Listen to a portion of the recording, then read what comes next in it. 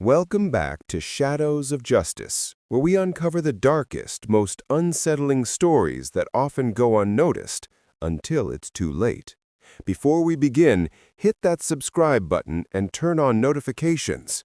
Some stories are meant to be heard, and tonight's is one of them. Sometimes curiosity can be fatal. That was the phrase Detective Marissa Holden muttered under her breath as she stared at the tiny, chaotic bedroom in a suburban home in Cedarwood Heights. Clothes were scattered across the floor, a diary lay open on the bed, and in the corner, a single pair of identical sneakers sat neatly side by side. But one bed was empty. It all began with a seemingly harmless idea. Identical twins, Emma and Olivia Harper, had always been inseparable, sharing everything from toys to clothes, friends, and secrets. At 22, their bond was stronger than ever, but so is their desire for adventure. Emma, the more cautious twin, had always been the planner. Olivia, impulsive and daring, loved bending rules and taking risks. One late-night conversation over a bottle of wine sparked a reckless idea. "Let's swap lives for a month," Olivia whispered, eyes gleaming. "No one will know. You go to my college, I'll take your internship. We'll see what it's like to live each other's life." Emma laughed nervously. "You're insane!" But deep down, she was tempted.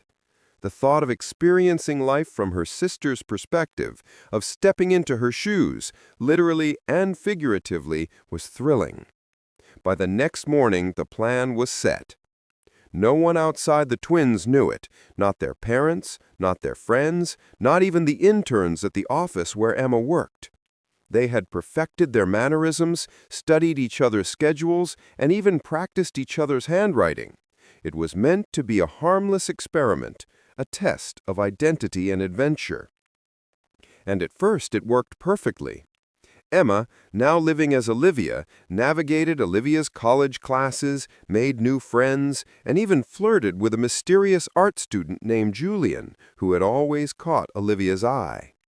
Olivia, posing as Emma, thrived at the internship, impressing Emma's boss with ideas Emma herself had never voiced. But then, around the third week, things began to feel off. By the third week of the swap, the Harper twins had become more confident in their experiment, or so they thought. The thrill of walking in each other's shoes had begun to dull, replaced by small, nagging anxieties. Emma, living Olivia's life, had noticed a group of students who seemed to watch her too closely. Olivia, in Emma's shoes, felt an unusual tension at the office, a subtle undercurrent of scrutiny from someone who wasn't supposed to notice. The first real sign that something was wrong came on a Tuesday morning. Emma, posing as Olivia, returned from class to the shared apartment they rented. Olivia wasn't there. That wasn't unusual. Olivia had her own routines. But the apartment door was slightly ajar. Emma's pulse quickened. "Olivia?" she called, stepping inside. No response. She found a note on the kitchen counter. "I'm sorry. I had to do it. Don't look for me." The handwriting was unmistakably Olivia's. Emma's stomach dropped. A prank? A joke gone too far? She checked her phone. No messages, no clues. Just an eerie silence that seemed to thicken the air. Emma immediately contacted Olivia's friends. They were confused. "She's gone?" one friend said hesitantly. "We thought you two were swapping lives." Emma tried to calm herself. Maybe Olivia had gone out for a few hours, she reasoned. But hours became a day. A day became two. By the third day, she called her parents, who were frantic, having noticed Olivia's absence during their weekly check-in. Detective Marissa Holden was assigned to the case. A seasoned investigator, Holden had seen her share of bizarre disappearances, but something about this one felt different. Identical twins, a month-long life swap, and now a missing person. This was far from ordinary. The initial investigation revealed that Olivia had left the apartment wearing Emma's clothes and carrying a bag that contained only essentials. No valuables, no money missing, nothing suggesting robbery or kidnapping. Surveillance footage from the surrounding streets showed Olivia walking calmly toward the local train station, but then the footage abruptly ended. That's when the theories began to multiply. Was this voluntary? Was Olivia running from something or someone? Or had something happened to her in the hours after she left the apartment? Emma, racked with guilt, spent hours retracing Olivia's steps, trying desperately to think like her sister. Friends described Olivia as impulsive, yes, but not reckless to the point of disappearing entirely. And yet, every theory seemed plausible. Someone could have followed her, someone could have recognized the swap, someone could have exploited it.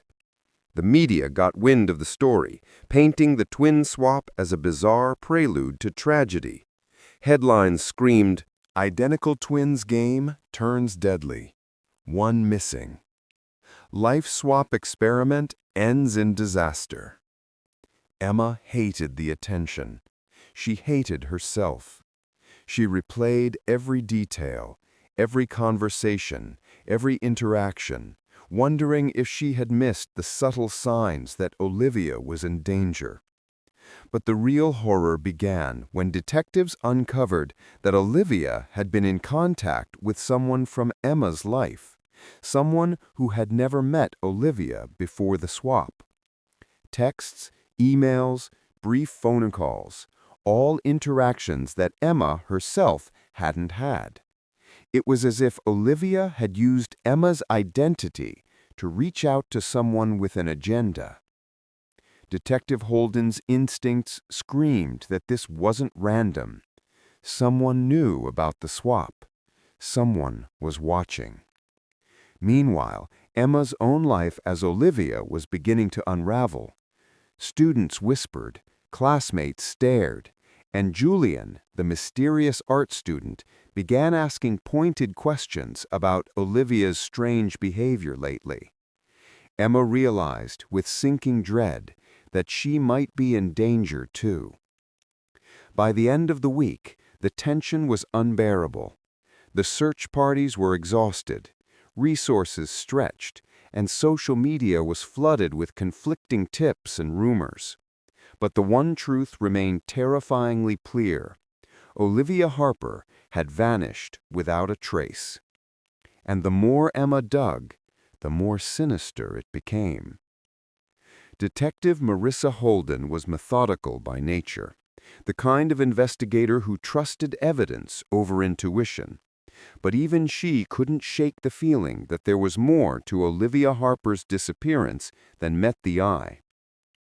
The first break in the case came unexpectedly.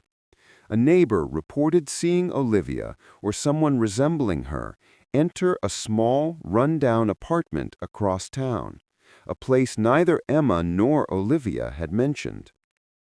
Surveillance confirmed it. A woman, dressed in Emma's wardrobe, had entered the building, carrying only a backpack.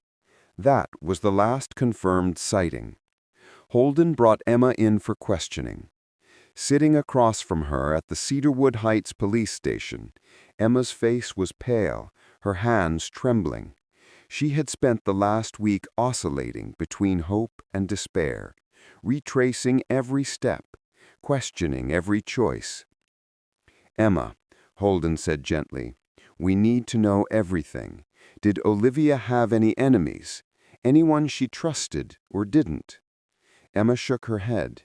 "No, well, not exactly, but she was curious, impulsive. She met people, yes, but no one I can think of who would harm her." Holden leaned forward. Curiosity can be dangerous. Sometimes people get involved with things they don't understand. Did she ever mention anyone new recently? Emma hesitated. She remembered the texts Olivia had sent supposedly in Emma's name.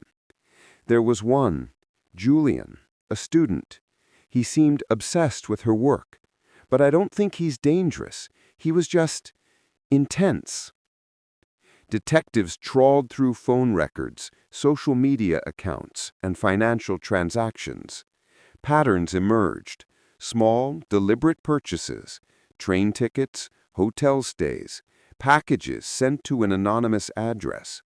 But the trail went cold when the packages were intercepted, containing only photographs of Emma and Olivia together, taken over the past month. Holden's instincts screamed that Olivia's disappearance was personal. Someone had a motive, but whose? Then the investigation took an even darker turn. Interviews with classmates revealed that Olivia had been spending time with a group of people who were known for thrill-seeking pranks and dangerous dares. One student, nervous and fidgety, admitted that Olivia had been participating in a real-life identity game, swapping lives with Emma and exploring the boundaries of secrecy. She wanted to see what it was like to live someone else's life, the student said. But I think someone didn't like that she went too far. Holden knew the implications immediately. The twins' playful experiment had been noticed by the wrong people. The texts Emma discovered weren't random. They were bait, designed to lure Olivia into a trap. And now Emma herself was a potential target, because the swap had made their identities interchangeable. Family dynamics also began to surface as a potential motive.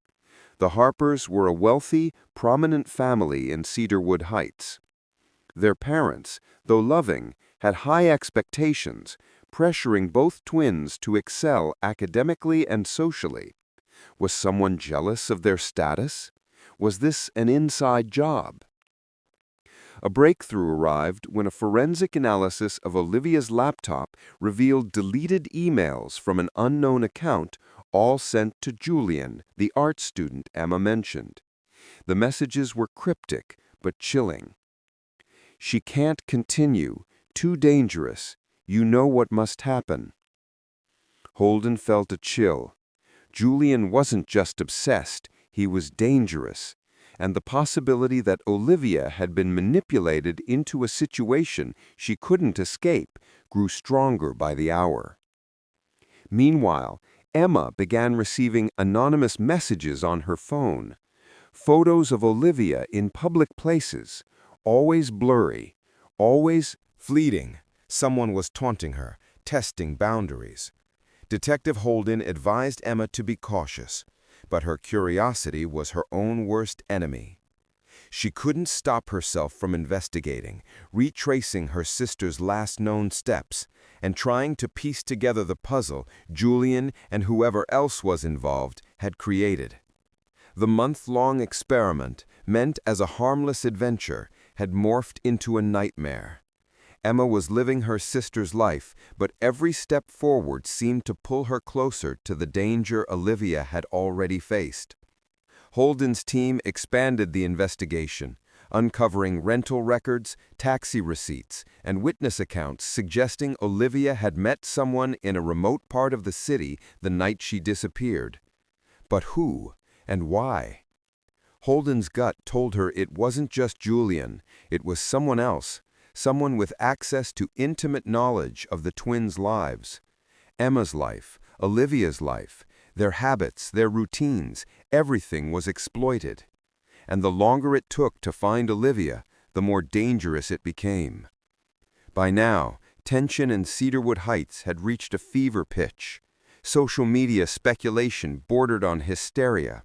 Friends, neighbors, and journalists inundated the family with questions. Emma, meanwhile, began receiving threats, cryptic, indirect, but unmistakably menacing. The investigation was no longer just about finding a missing person. It had become a race against time to uncover a twisted game of obsession, manipulation, and murder lurking in the shadows of two seemingly ordinary lives. And somewhere, hidden in the chaos, Olivia Harper's fate was being decided. By the fourth week of the investigation, the atmosphere around Cedarwood Heights had shifted from anxious curiosity to outright fear. Residents whispered about the twins' disappearance like a ghost story come to life. Emma Harper, once confident in her decision to swap lives, now barely left her room. Detective Holden, running herself ragged on leads, had begun to piece together a pattern so sinister it chilled her to the bone. The breakthrough came in an unexpected way. A young woman named Claire, a college friend of Olivia's, stepped forward with information she had withheld for weeks out of fear. She revealed that Julian, the art student, had a history of obsessive behavior. He'd stalked other students before, sometimes vanishing with them for days, only to return when authorities had no proof of wrongdoing. Emma froze as Claire continued. He wanted to be part of her life completely, and he knew she was swapping with you. He tried to manipulate her to switch for good. Detective Holden's eyes narrowed. Switch for good? Claire nodded. He wanted Olivia to disappear, to take your place, forever. The implications were horrifying. Olivia hadn't simply gone missing. She had been lured into a trap carefully orchestrated by someone obsessed with control and identity. Holden immediately launched a citywide search, tracking Julian's movements, financial transactions, and communications. Then Emma received a message she would never forget. I have her. She's exactly where she belongs. Stop looking, or she'll be gone forever. It was Julian. The voice behind the digital veil was calm, confident, and terrifying. Emma's stomach twisted. She realized with a sickening certainty that this was no longer just about her sister. This was a game Julian controlled entirely. Detective Holden, refusing to be intimidated, devised a risky plan.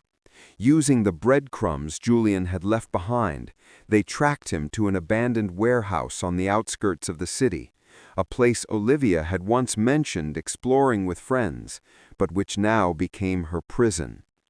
The scene Holden and her team encountered was chilling. Inside the dimly lit warehouse, surveillance cameras littered the walls.